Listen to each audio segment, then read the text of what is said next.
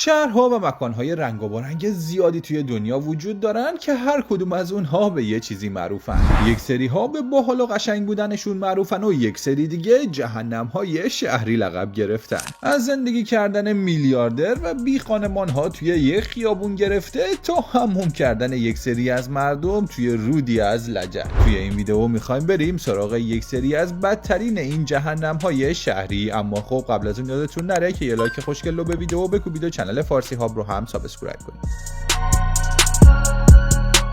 خب برای مورد اول میریم سراغ لاگوس و ترافیک و محلات فقیرنشینش. لاگوس در نیجریه به دو ویژگی منفی خودش معروفه: ترافیک وحشتناک و محله های فقیرنشینش. این شهر با 22 میلیون نفر جمعیت روزانه شاهد تردد 8 میلیون نفر با 5 میلیون وسیله نقلیه در شبکه‌های جاده‌ای محدودشه. ساکنان اونجا به طور متوسط سالانه 560 ساعت از عمرشون رو داخل ترافیک میگذرونن که خیلی ضایع است. محله ماکوکو که بهش ونیز آفریقا هم میگن زمانی یک روستای ماهیگیری قشنگ بود، اما خب الان با 200,000 نفر جمعیت به نماد فقر در لاگوس تبدیل شده. خب حالا بریم سراغ آلودگی در دهلی نو. وقتی که صحبت از آب و هوای پاک میشه اصلا نباید اسم دهلی نو را آورد، چون توی انتهای لیست قرار داره. پایتخت هند به عنوان یکی از آلوده ترین شهرهای جهان شناخته میشه. وضعیت آب و هوا در این شهر به شدت نگران کننده است، به طوری که غلظت ذرات معلق روی هوا اغلب 23 برابر بیشتر از حد مجاز سازمان جهانی بهداشته. رودخانه یامونا که از وسط شهر میگذره به کانالی از فاضلاب، کفای سمی و لجن تبدیل شده. اما خب با این حال صدها نفر از افراد مذهبی همچنان داخل اون شنا میکنن و مراسم‌های مذهبیشون رو انجام میدن. اگرچه دولت و مقامات محلی ادعا میکنن در حال تلاش برای بهبود شرایط هستن، اما تا الان هیچ اقدام مؤثری برای کاهش آلودگی صورت نگرفته. این وضعیت باعث شده میلیون‌ها شهروند دهلی نو روزانه با مشکلات تنفسی، بیماری‌های پوستی و سایر عوارض ناشی از آلودگی دست و پنجه نرم کنند. خب حالا میریم سراغ بحران مسکن در لس آنجلس. بحران مسکن در آمریکا به اوج خودش رسیده و در محله اسکیدرو لس آنجلس کاملا مشهوده. بیش از 4,000 تا بیخانمان به صورت دائمی توی این محله زندگی میکنن که این آمار از دهه 30 میلادی به بالاترین حد خودش رسیده. این منطقه 50 بلوک شهری رو پوشش میده و پیاده‌روها مملو از چادرهای بیخانمان هاست. تازه این محله بسیار خطرناک هم هست و خود پلیس هم فقط در موارد اضطراری به این منطقه وارد میشه. برای مورد بعدی به گورستان‌های خودروهای لوکس دبی میریم. در بیابان‌های اطراف دبی گورستان عجیبی از خودروهای لوکس و سوپر اسپورت‌های رها شده به چشم می‌خوره که در گرمای سوزان 40 درجه صحرا رنج میبرن. این گورستان خودرو که به گورستان میلیونرها معروفه، میزبان مدل‌هایی از فراری، لامبورگینی، بنتلی و دیگر برندهای لوکسه که زیر لایه‌ای ضخیم از شن و گرد و غبار دفن شدن. خیلی از این ماشین‌ها توسط کارآفرین‌های ورشکسته‌ای که از کشور فرار کردن رها شده، در حالی که برخی دیگه متعلق به ثروتمندانیه که به سادگی از فروش اونها صرف نظر کردن. جالب این که برخی از این خودروها با قیمت‌های باور نکردنی به حراج گذاشته میشن و حتی تعدادی از اونها بعد از بازسازی به ناوگان پلیس دبی پیوستن. این منظره عجیب نمادی از مصرفگرایی افراطی و تغییرات سریع ثروت در امارات متحده عربیه. خب حالا بریم یک سری از سیستم‌های حمل و نقل عمومی بسیار شلوغ رو ببینیم. سیستم‌های حمل و نقل عمومی در بسیاری از کلان شهرهای جهان به حدی شلوغن که به صحنه‌ای از تقلای روزمره تبدیل شدن. مثلا در متروی توکیو که روزانه 8.7 میلیون مسافر رو جابجا می‌کنه، کارگران مخصوصی به نام اوشیا با لباس‌های سفید مسافران رو به زور به داخل واگن‌های پرتراکم می‌فرستن. اونا مردم بی‌زبون رو مثل گوسفند با فشار هل میدن تا درای واگن‌ها بسته بشه و قطار بتونه حرکت کنه. وضعیت در بنگلادش حتی از این هم بحرانی تره، جایی که مردم نه تنها داخل واگن‌ها بلکه روی سقف قطارها و از پنجره‌ها هم آویزون میشن و هر سانتیمتر فضای خالی رو اشغال کردن. این ازدحام‌های غیر قابل تحمل نتیجه رشد سریع شهرنشینی، کمبود سرمایه‌گذاری در زیرساخت‌ها و افزایش بی‌رویه جمعیت که زندگی روزمره میلیون‌ها شهروند رو به چالشی طاقت فرسا تبدیل کرده. در برخی از موارد موارد مانند چهارراه‌های شابویا توکیو این ازدحام‌ها خود به خود جاذبه‌ای توریستی شده که تصاویر اون در شبکه‌های اجتماعی دست به دست میشه. خب حالا بریم سراغ شهر بمبئی که شهر تضادهای خیره کننده است و جاییه که ثروت بی حد و فقر شدید در کنار همدیگه قرار گرفتن. از یک طرف آسمان خراش‌های مدرن و برج‌های لوکسی مثل آنتیلیا گرانترین خانه‌های خصوصی جهان و از طرف دیگه بزرگترین زاغه‌نشین آسیا یعنی دهراوی با خانه‌های موقتی از جنس حلب و چوب خودنمایی میکنن.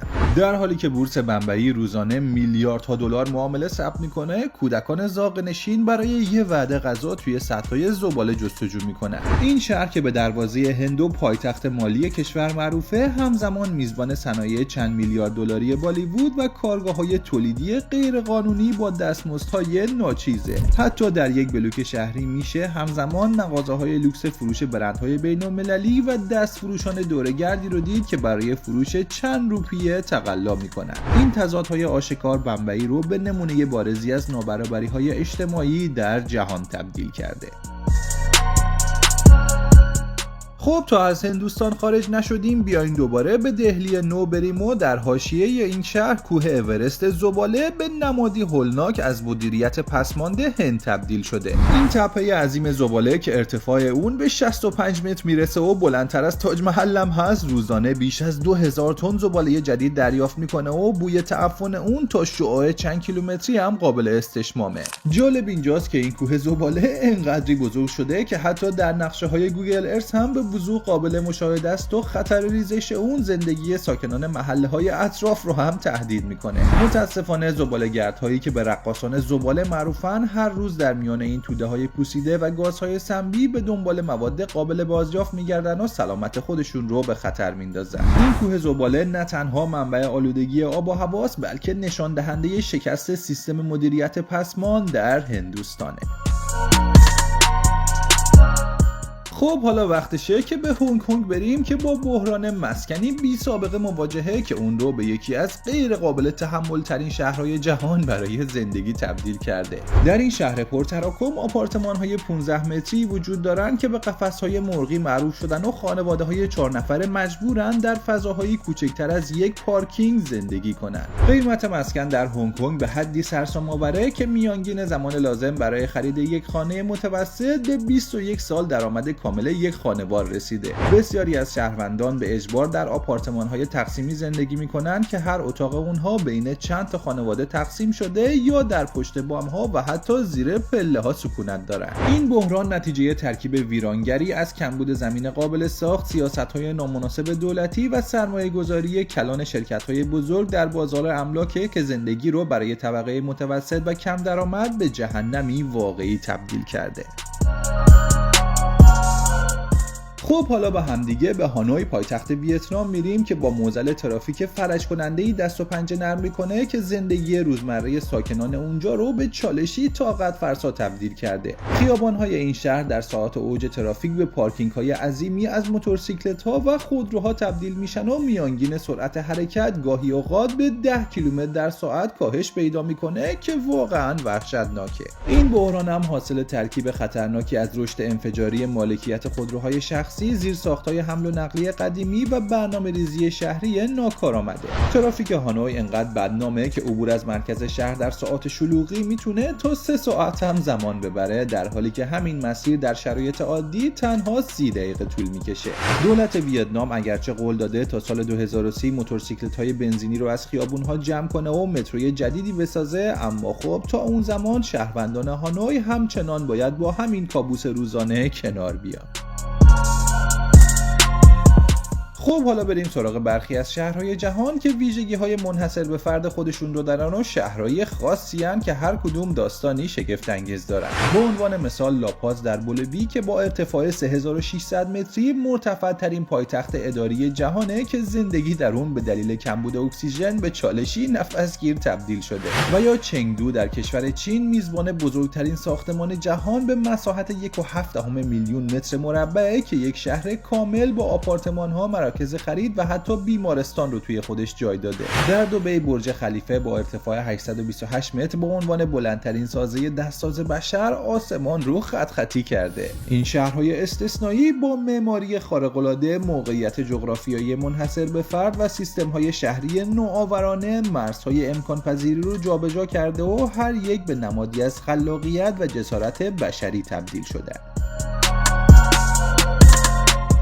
خب نظر شما راجع به این موارد چیه و به نظرتون کدومشون از همشون دیوانه‌وار و یا عجیب تر بود؟ لطفاً جوابتون و یا هر نظر دیگه ای رو که دارید برامون توی قسمت کامنت بنویسید. لطفاً کوبیدن لایک به ویدیو و سابسکرایب چنل فارسی هاب رو هم یادتون نره. ممنونم از وقتتون. روز و روزگارتون خوش.